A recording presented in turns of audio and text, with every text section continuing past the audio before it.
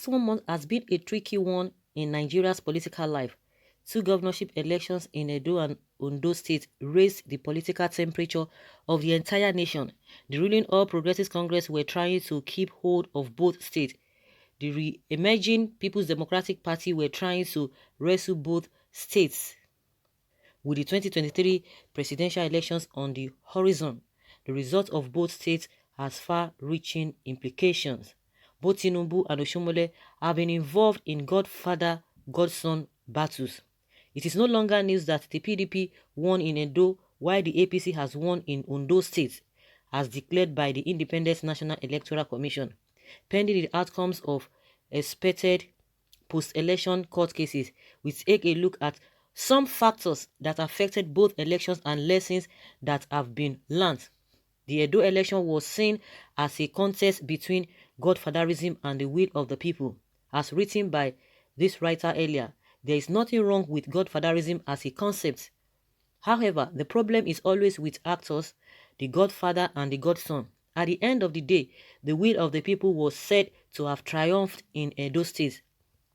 What keen political observers will note is that the supposed fall of one godfather is the rise of another. The strength of a godfather is dependent on the strength of his followers. A godfather, no matter how strong, that falls to listen to the people will ultimately fall. As we have seen from the result of Edo State, Godwin Obaseki was obviously quite popular among his people. Such person will be difficult to defeat because the people will ultimately determine the results of the election. Oshiomole obviously did not do his permutations very well. Bola Ahmed Tinubu is one of the few that were governors in 1999 that have remained relevant. The strongman of Lagos politics is seen as the godfather of many politicians, and he has been quite successful at it.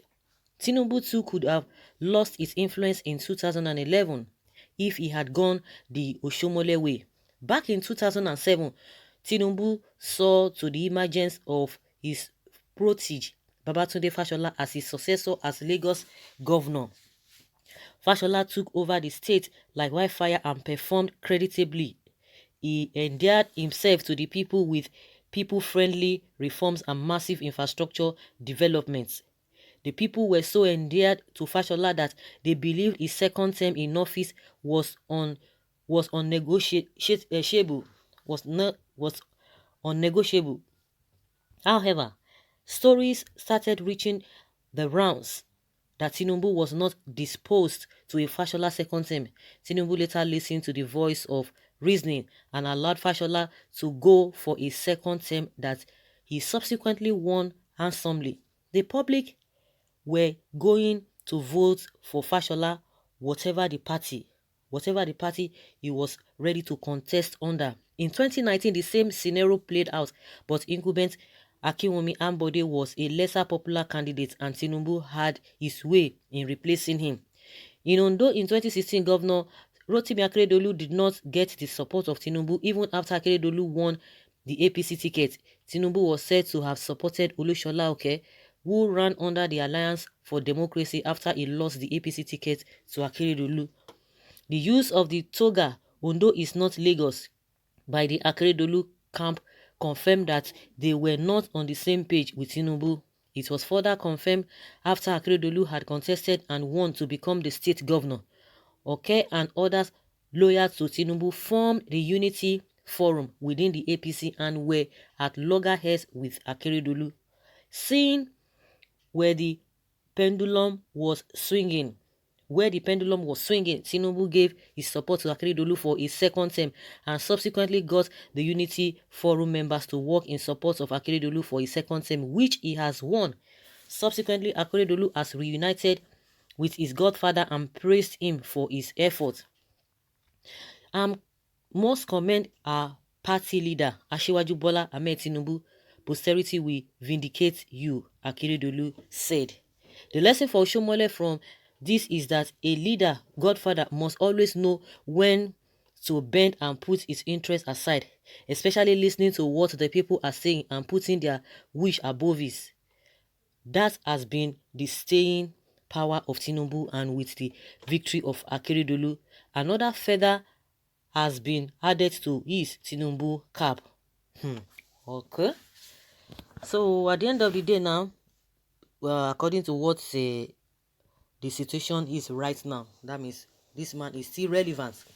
But what the calculation, the both Oshiomole and Tinubu, their calculation in Benin or in Edo State was really not, was very wrong. They calculated wrongly. They really calculated wrongly, and I think this is the first time Oshiomole was trying to test the popularity to to make himself relevant in the state, and his first attempt is really failed. He really failed, and that was what this man did not tell him. But I think they really miscalculated, because in the real sense, because nobody ever believed that Obaseki was really close to the people. Nobody believed that, because all we were hearing was that the guy betrayed. He wanted to become a dictator, or they named him a dictator according to Tinubu himself. So I just believe that Oshiomole felt that, oh, because this guy has influence, and like we said, Ondo is not Edo, and the situations from different those states are so different, because you can see that the trend of Oshiomole and Obaseki was very different to that of a Ondo, and the people knew what they wanted, and it was really hardly before you could even hear people from Ondo State talking about what has happened, what did not happen. And I think what really helped Akeredolu again is this issue of his deputy that decamped again because they had quarrels, and I was even wondering how the man would even win in the first place. But at the end of the day, everything is just all about calculations, and the winner takes it all, and anybody who wins at the end of the day now becomes more relevant. You to now look as if, yes, you did your calculation very well, but if the people are not with you, believe you me, nothing would really work. So that was what Oshiomole did not even learn from Tinubu, whether Tinubu miscalculated or they just have that influence. Because Oshiomole had already started this whole drama because he was using his influence as the party chairman.